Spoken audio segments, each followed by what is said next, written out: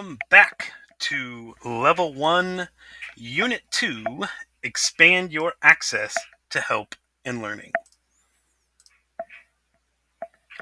Taking a look at our introduction on what will be covered throughout this activity, you are going to learn what online resources are available for you to search for answers, how to participate in online help forums to both find answers and help others, how to create a network of peers who you can reach out to when you need help, how to contribute to a network of other Google for Education users, how to join a Google Educator group for networking, support, and fun, and finally, how to find local experts when you need that extra bit of support.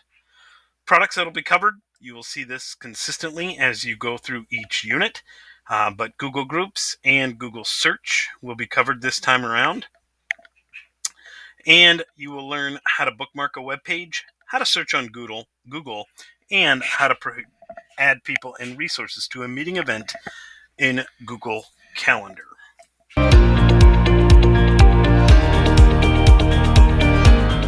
Moving on to the first activity, get your questions answered.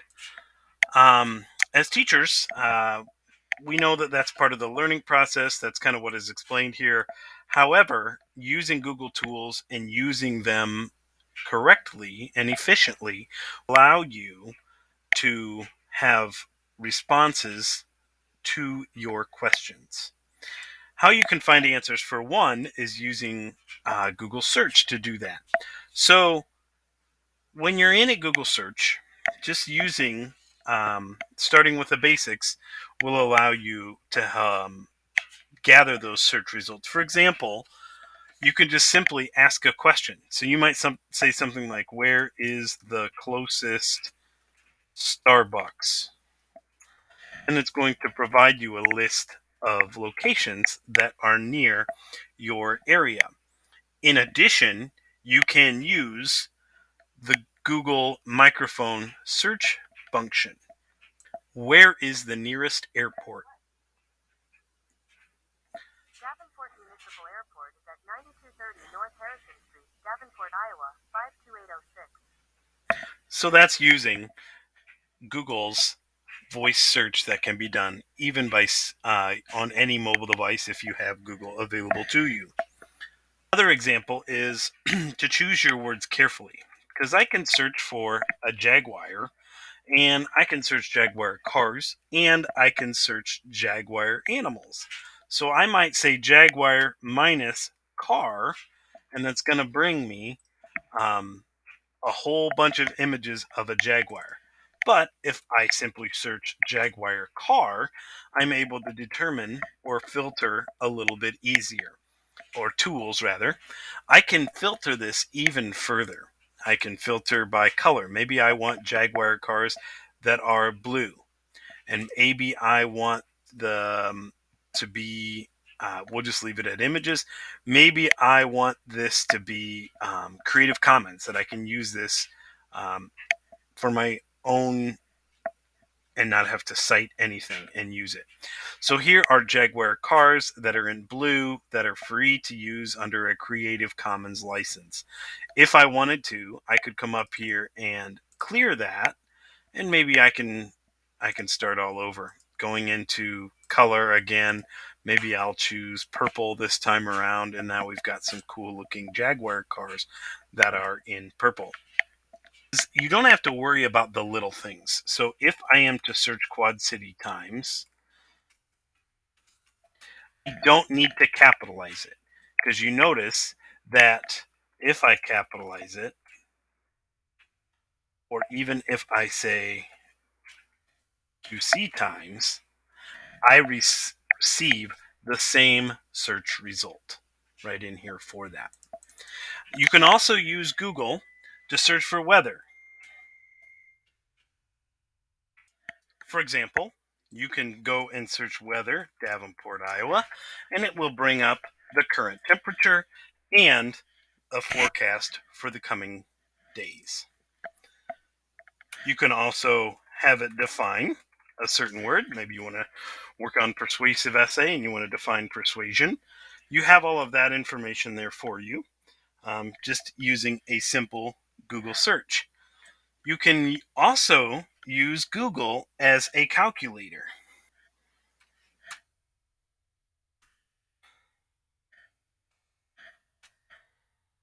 Here is your answer. You even have the option of using a few more advanced features within that. Say you are cooking and you want to know 3 tablespoons in cups. How many cups is that? So you'd have 0.1875 cups, or vice versa. Maybe you have um, a quarter of a cup and you want to know how many tablespoons that is. You can also use Google for conversions. So 36 inches to feet, for example, would provide you with 3 feet. So you can also do dimensions in that too. But using Google for conversions is pretty powerful. Another sports, you can use Google for sports. So, for example, I could search the Chicago Blackhawks, and they are currently playing the Seattle Kraken, and they're tied. But I can find out a little bit more information. I can search their games, any news, where they're at in the standings, players.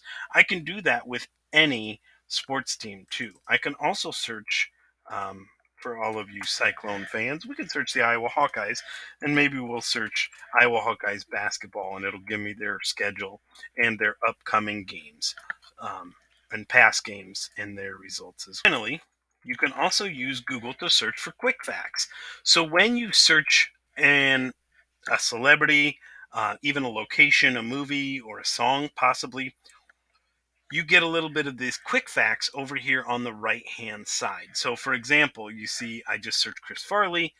She shows you when he was born, when he passed away, his alma mater, parents, those kind of things. Just those really quick facts that if you were doing a report, um, you would have that available to you on the side.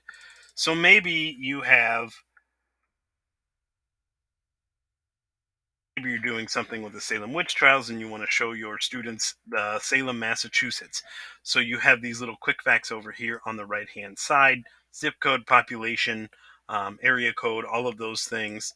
And you even have the option of showing them a Google map of that particular area. Google for search is quite powerful. You can do quite a bit of things with it. And filtering that and knowing how to filter those search results is a very powerful tool or skill to have.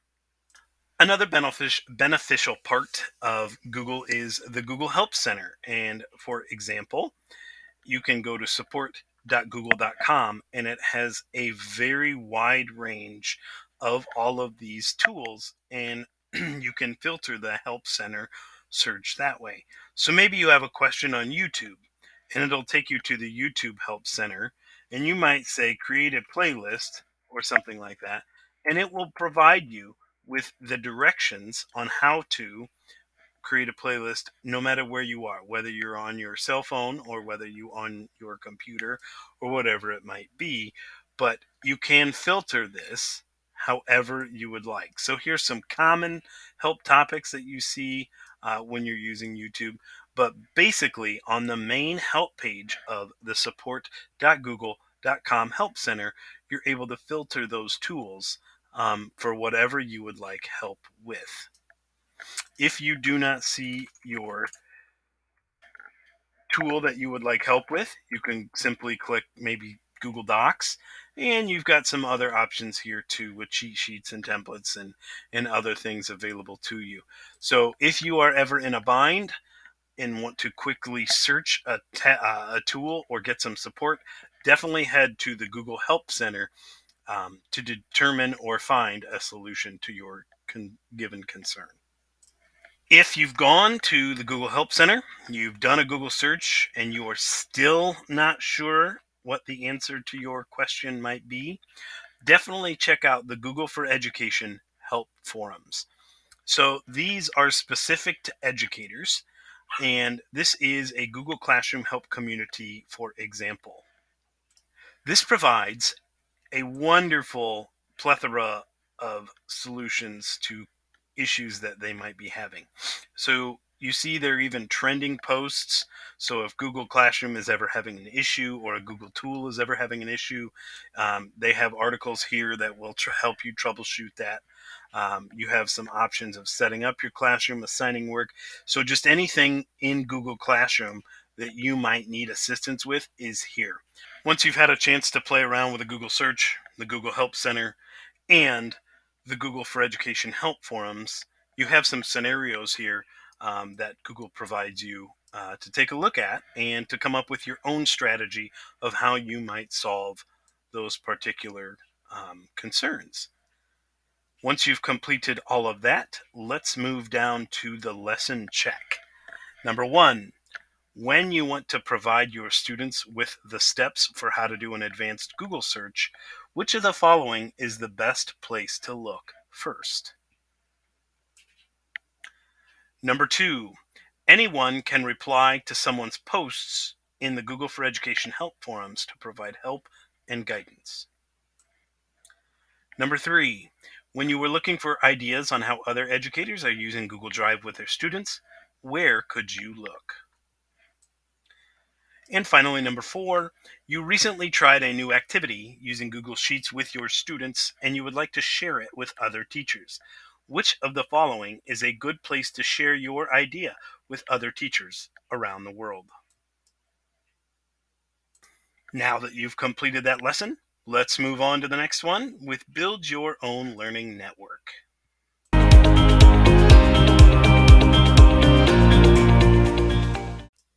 This particular unit talks about a personal learning network, or a PLN for short, which is basically a supportive network of people you can learn from and discover with similar or common interests. Taking a look as you scroll down here are other ways to get involved and how you can create your own PLN. The link right here under Join Now allows you to find your local Google Educator group. So if you are to click on Find a Community, you can come down here and search. You can see that there are various Google Educator groups from around the world. By clicking over here on the US, you can see that there are 60 Google Educator groups. Looking at this list, you will see that GEG Quad Cities is an option that I, along with some support at Google, have started. So if you click that, you can ask to join and you can become a member of GEG Quad Cities, which will be launching in full very soon.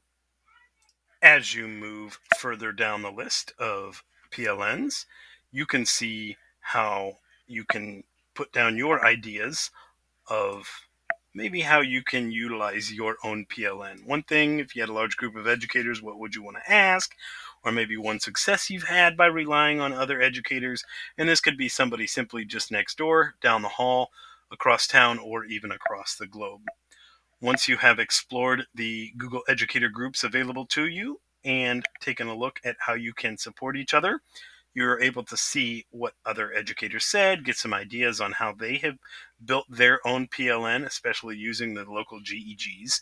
You are ready for the lesson check. Number one, PLN stands for which of the following? Number two, when a teacher creates a PLN, her PLN may include which of the following groups of people? Number three, to find your local Google Educator group, or GEG, you can find a list of active groups on the Google Educator group webpage. And finally, number four, Google Educator groups are only open to teachers that have passed the Google for Education Level 1 exam. Moving on to the next activity, which is Discover Local Google for Education Experts.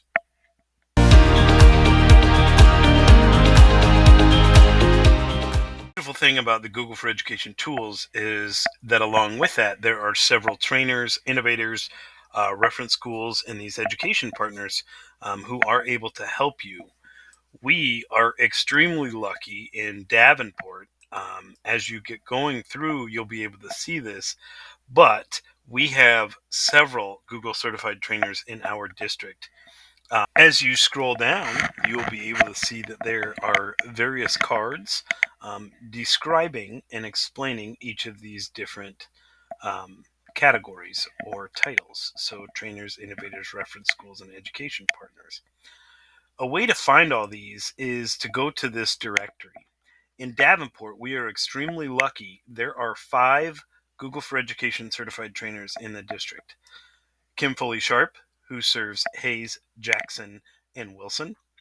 Katrina Hurt, who serves Walcott and Harrison Elementary.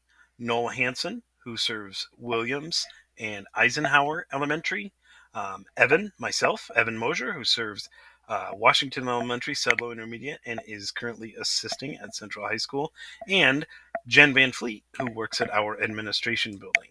So we are a wonderful district full of knowledgeable people, and there are no other local districts who can say that. So that is an incredible testament to everyone who has taken the steps to become a certified trainer.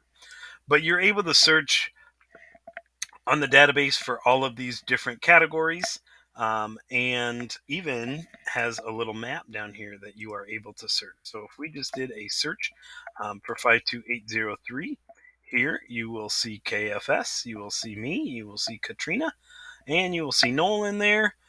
So there are definitely ways to discover all of these wonderful, wonderful people that are here in the district.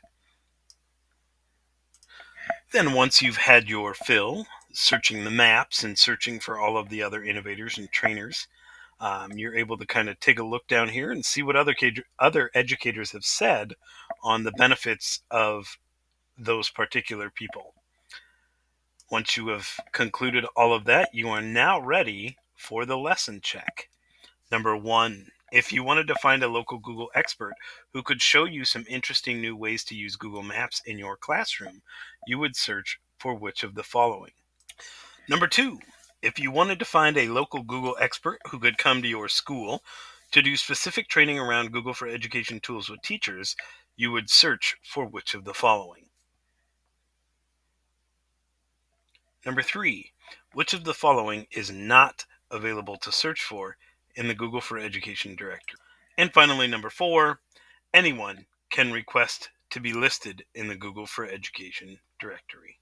Once you have completed question 4, you can now move on to the Unit 2 unit review.